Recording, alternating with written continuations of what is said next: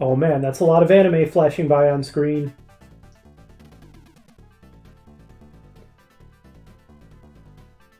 Oh, I see cute anime waifus. Che-Wan and Nina Laurel. Oh, we've got a sharpshooter. Headshot. Mac Ryan.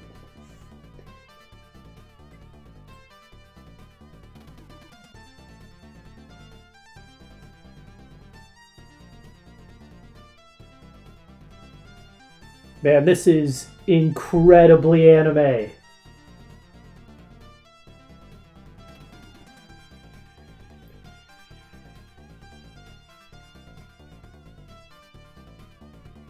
Well, a mech! The giant robot! Vixen 357! Yes, this is Dr. J here with Let's Play Vixen 357. So, what the heck is this crazy thing? This is a mech-based, turn-based strategy RPG for the Sega Genesis Megadrive for you international folks that was never actually released in the West. I don't think it was ever officially released outside of Japan for some reason, because this game looks amazing. So this is going to be a mostly blind LP. The way that I came across this game is that So this is a really funny coincidence, but I was just thinking that I would really love to play a turn-based, mech-centric strategy game. I didn't even know this existed, and I was just kind of browsing through my collection of Sega Genesis ROMs and came across the fan translation of this game, and it's exactly the kind of game that I wanted to play, which is just crazy. Really fortuitous coincidence there.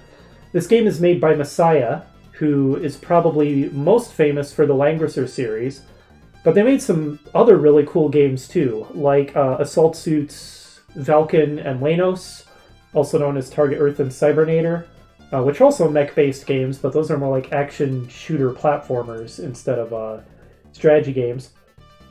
Pretty much everything Masaya made turned into gold back in the day. They really had the Midas touch.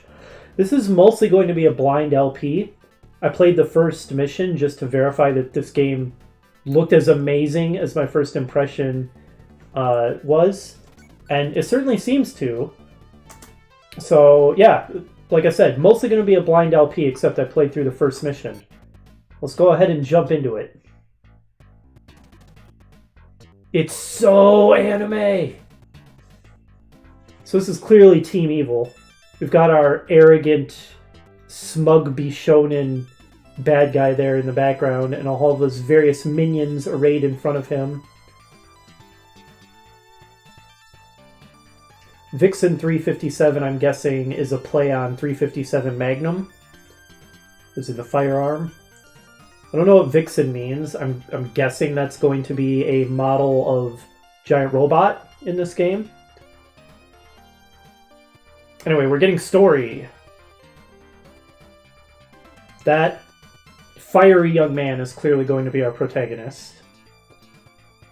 The War of 2384 against the aliens ended with a narrow victory of the Earth. One of the major contributors to victory was the high-mobility humanoid weapon system, SURD, developed in secret by the Asian Federation. Wow, that sounds like it would have made a pretty awesome game in and of itself. After several years, the wounds from the war had healed, and Earth was once again divided into multiple nations of different races. Various countries began researching and developing their own SURDs, officially in order to prevent a new war against the aliens, but in truth they wanted powerful weapons to keep their neighbors in check. Well, that checks out.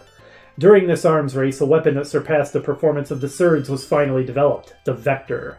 Contrarily to the previous generation, Vectors are able to equip... It's scrolling faster than I can read it. Just read it yourselves. It is now the year 2396. Marisma Harp, one of the recently created countries. That is a stupid name for a country. Special Task Force Slash. Was this task force named by a 12-year-old? Vectors were thrown into real combat. Seriously, just read it yourselves. It's going by too fast for me to read it and commentate on it at the same time. Basically, we are part of a... Oh. There's our super anime cast of protagonists.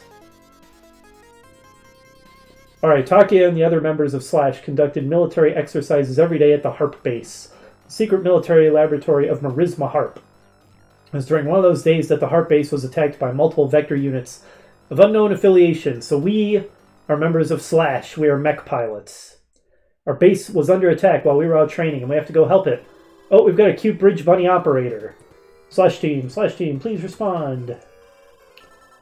There's our fiery youth shonen main character.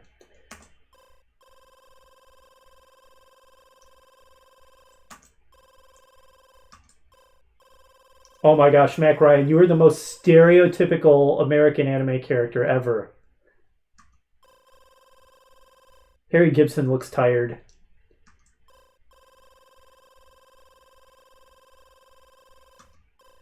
Nine enemy vectors.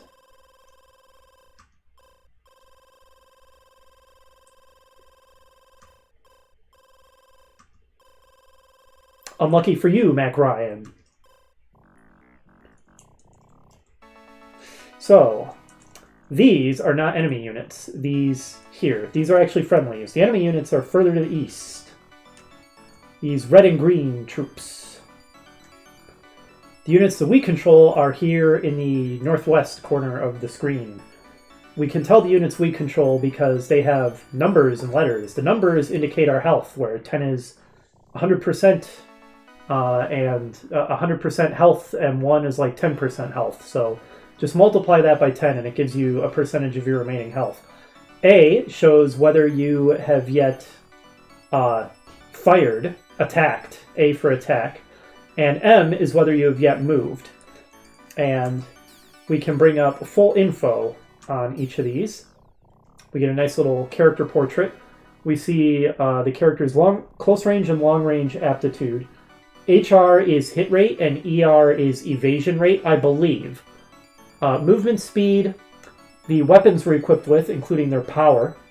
We can see that this Swift mech vector, has a beam rifle with a power of 44 and a punch with a power of 6.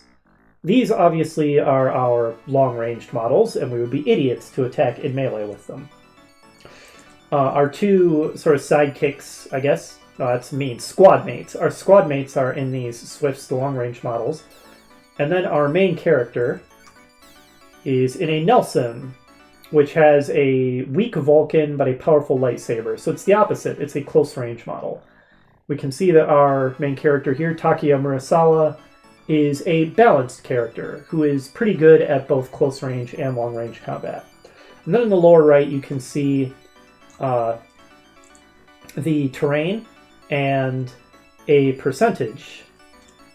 I don't know why it's saying dash dash dash. I feel like that should actually be giving numbers. And the number that is giving, I think, is a defense bonus if you're in that particular type of terrain. This is just all stuff I figured out from my brief test run of the first stage.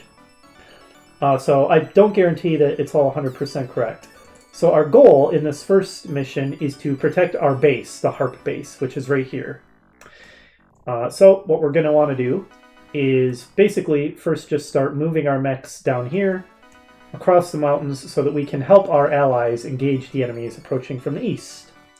So we'll go ahead and start doing that.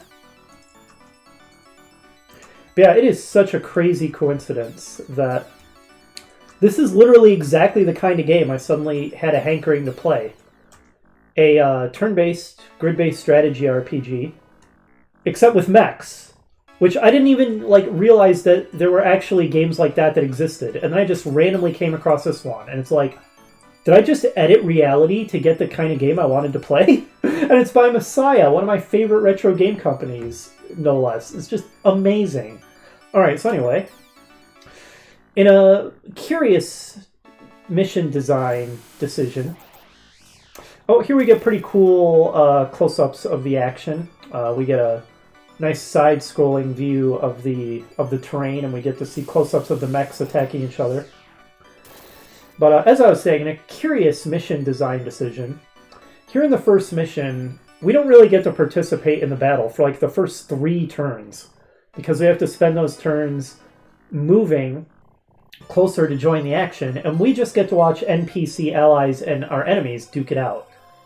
Carry Goat. That is an incredible name. Also, you could drive a truck through that guy's chin. So this is a secret base flannel mentioned. The names in this game are on point. They're legit. Whatever words the youth uses these days. Okay, that guy looks amazing.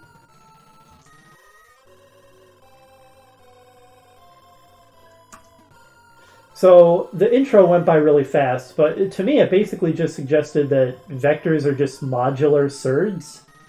Like, they're literally the same thing, except they can equip different weapons. But no, I guess really it's more like, you know, Generation 4 fighter craft compared to Generation 2 fighter craft or something like that, you know, in real life. So I guess it's not just that they're modular, but also that they're just straight up better. So yeah, vectors are more powerful, better surds. They're all mechs. Our poor allies are getting punched to death by these weird red crab-looking vectors, which are called Teglers. You can tell the Teglers are enemy units because they're not nearly as cool looking. The enemy, of course, can't have the coolest looking units, at least not the grunts. Some of the enemy commanders and boss types might get cooler looking ones.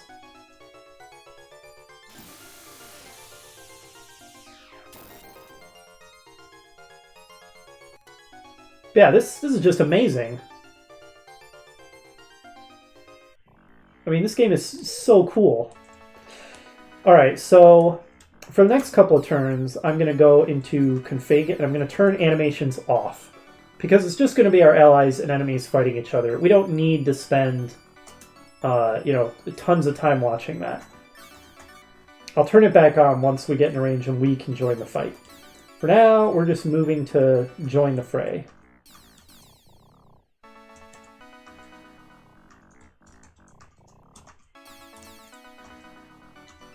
And there's not much else we can do. Alright, and so ordinarily I will leave animations on most of the time because it's easier to see what's happening in the fights. Otherwise, as far as I can tell, you basically can only see the outcome of a fight when you turn the animations off if it results in one of the combatants getting destroyed. Otherwise, in order to see what kind of damage was done, you actually have to like go and scroll over the participants to see what kind of damage they might have taken. Well, I mean, no, you don't have to scroll over them because the numbers are just displayed on the map at all times, but anyways. Alright, let's keep moving. Get over the mountains, which as you can see slowed us down, and hopefully we're going to be able to start contributing to the battle momentarily.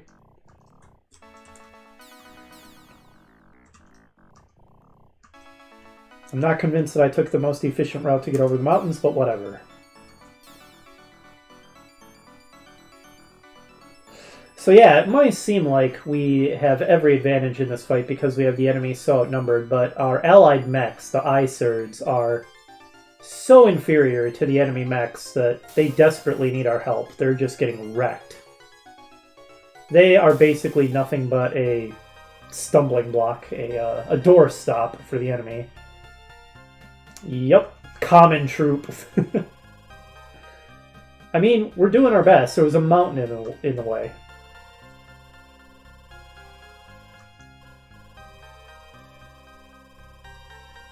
Well, that is harsh, Mac Ryan, but not inaccurate.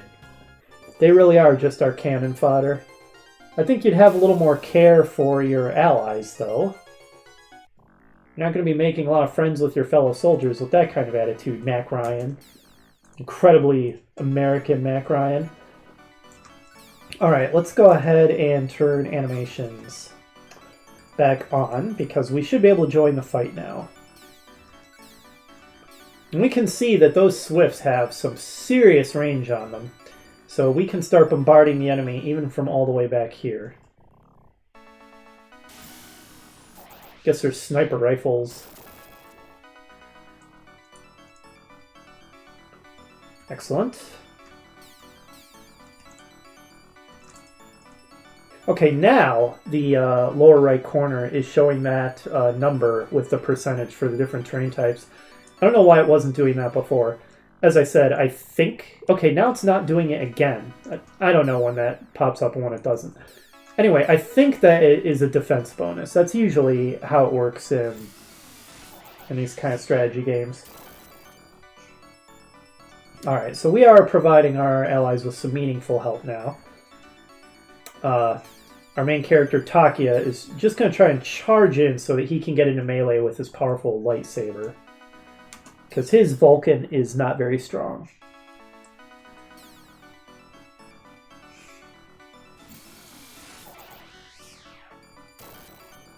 One of the few downsides I can see to this otherwise masterpiece of a game so far is the music might get a little grating. It definitely does not seem to have the quality of, say, Langrisser tunes. It's not terrible or anything.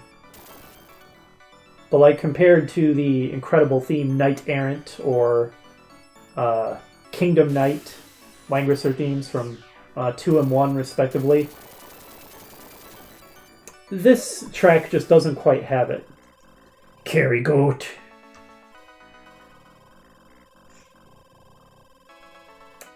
Although true, we've only just joined the fight. We haven't helped all that much so far. Flannel is also a pretty hilarious name. The enemies all seem to have ridiculous names. Oh, Flannel, you look like a World War I fighter pilot. The character designs in this game are amazing. Also, his last name is Mouse. Flannel Mouse. Oh my gosh, this game has a sense of fun.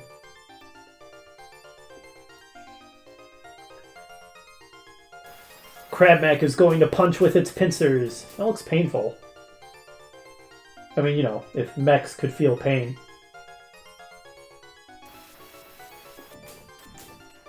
Hey, way to not die, Icerd common soldier dude. Uh-oh.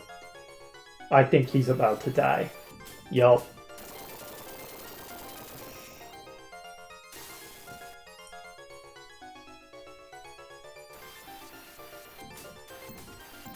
Oh man, attacking Takia in melee, that was a foolish decision. You can see how much more powerful our vectors are than the Icerds from the outcome of that fight.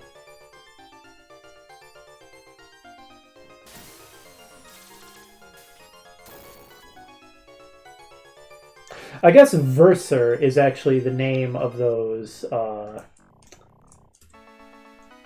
green mechs. The Verser, there's a V10, a V8. I don't know if that means version or if it's like a riff on, you know, cylinders like V8 engines. I mean, it would be kind of silly if these mechs were somehow powered by V8 engines, but who knows? Okay, Takia will go ahead and finish off this punk here. We had the audacity to get into melee with him. Get lightsabered. Alright, he didn't quite finish it off. I might provide him some fire support just in case that guy decides to come play as well. I don't want my main character getting ganged up on too much because I'm pretty sure we lose if he dies. Also, apparently like Fire Emblem, this game has permadeath. So if you lose an ally, they're just dead forever. That's a mechanic I'm actually not a huge fan of, to be honest, because it means that you can't design missions that are close, difficult battles where you're guaranteed to take some casualties if doing so would mean that you're going to lose some of your teammates permanently. So it means you have to design the missions so that every single one is a potential complete face roll for your team. I'm not a huge fan of that. I would prefer a mechanic that allowed for very difficult pitched battles where heavy casualties are sustained by both sides. which you just can't do with permadeath. So a slight downside to this game's game mechanics, but that's alright, we'll just roll with it. I'm sure it will still be a perfectly awesome strategy game. It also means we will probably be reloading if we ever lose anybody, because later missions will probably become difficult to nigh on impossible if we allow ourselves to lose teammates. Now, in the case of Fire Emblem, at least the earlier games, that wasn't really true. The games deliberately provided you with way more characters than you actually needed, precisely so that you could sustain casualties and still be able to complete the game.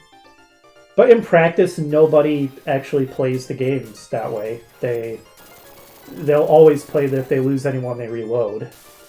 So while I definitely see what the designers of Fire Emblem were going for, and I can respect it, it just flies in the face of actual player behavior. People just don't like to play the games that way, where they permanently lose team members. Man, that Nelson is a powerful mech, a powerful vector. You can see that the enemy units just are practically helpless against it. They're not even touching it.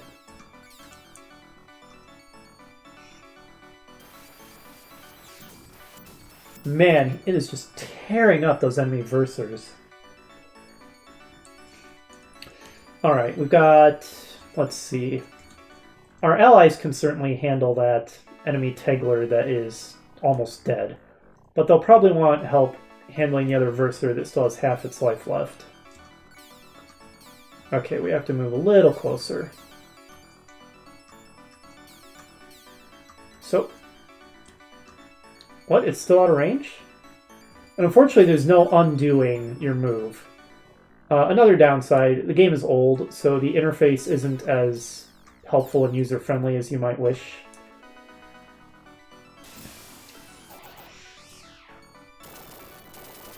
Oh, I wonder. Yeah, why wasn't I able to target that? Okay, let's move way closer. Well, there I'd be in terrain that has a very poor defense bonus and possibly in range for enemies to melee that guy, and we want those guys to be to fight at range, not melee. Okay, there. Now that guy's in range, let's take him out. Or, at least heavily damage him. This first mission is not very difficult. I'm very confident that the missions will probably get more difficult as we continue. Alright, that's everybody, right? A button cycles through your guys. Yep, everybody has attacked. I'm perfectly happy with Takia being where he is, so I'm not going to move him. End turn.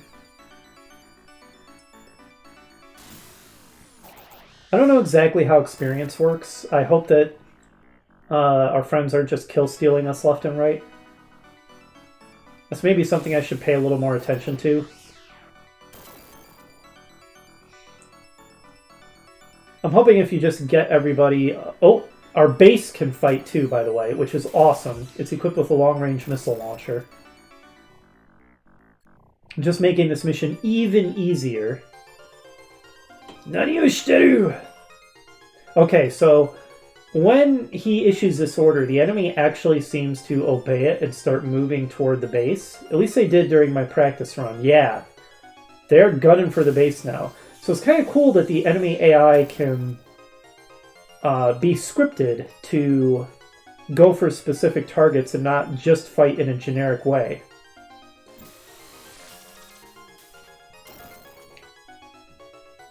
We'll see if they make cool use of that feature in later missions. I'm hoping that they do. This game has a whole lot of promise from the little I've seen of it so far. Oh man. Almost one-shotted that ISERD. Okay, so obviously we cannot just stand by and allow the enemies to move toward the base. Although, as we just saw, the base is quite capable of protecting itself as well. Okay, so we're going to have Harry Gibson here open fire on this enemy, which was not enough to finish it. To move down closer to the action.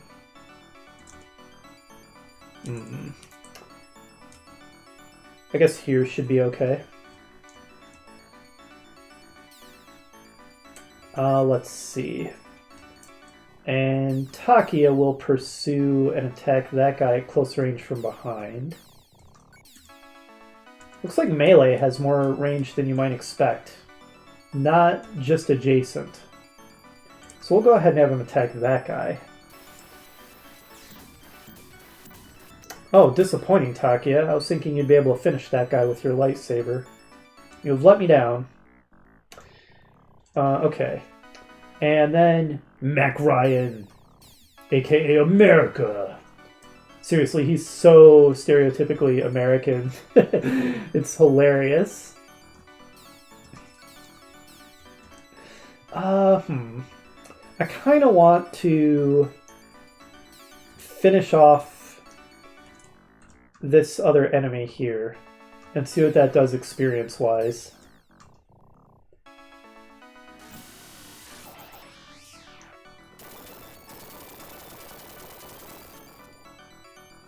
Okay. Oh, that's the enemy. Wow, that guy appears to have died quite violently. What is even happening? He's bleeding out of his mouth and his eyes, and... Oh, he exploded. Alright, so what did that do for max experience? Little to nothing?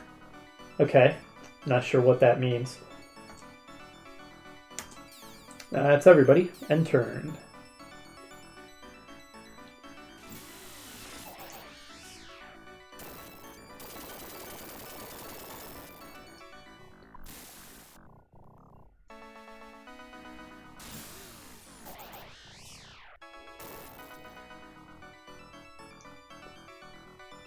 Our little allies do their best, but they are in woefully underpowered mechs.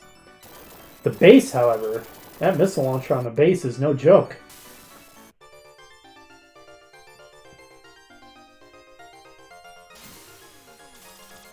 Still an enemy Verser left. Oh. Aside from the bosses, Verser I meant, Kerrygoat.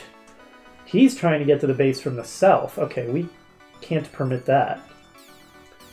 Let's move in Takia to distract him.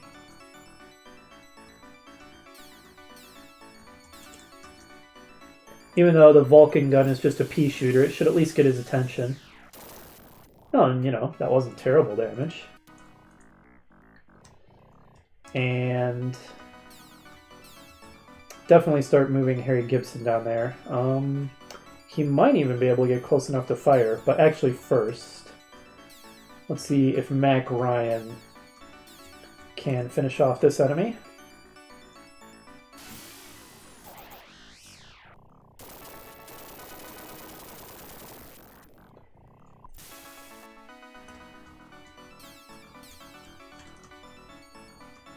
Alright.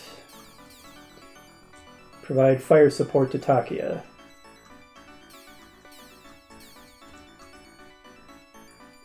What you gonna do now, Kerrygoat? It's down to just you. As the boss character, he's way tougher than any of the others, even the other two Versirs, but he definitely cannot handle us 3-on-1. We have 2 allies left. Their help will be minimal. By minimal, I mean nothing. However, the base's missile launcher, significantly more helpful. That thing is powerful. I'm guessing it probably has a minimum range.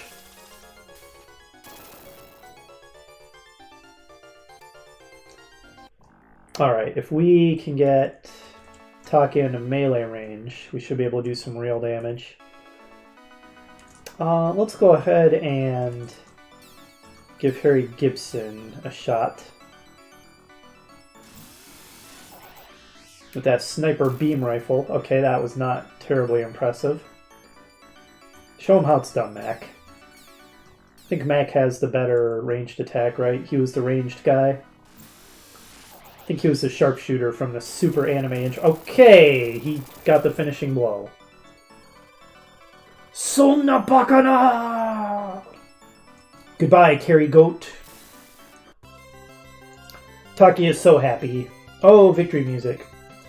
Extremely loud victory music. Oh, it's our cute bridge bunny operator.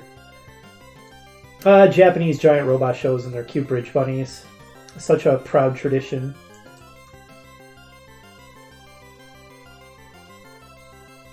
I mean, I haven't even watched any new anime in years, but I would totally watch an anime based on this game. It would be amazing. You can tell. Grand Marshal. Oh, well, no rest for us, I guess. We get sent on a new mission immediately.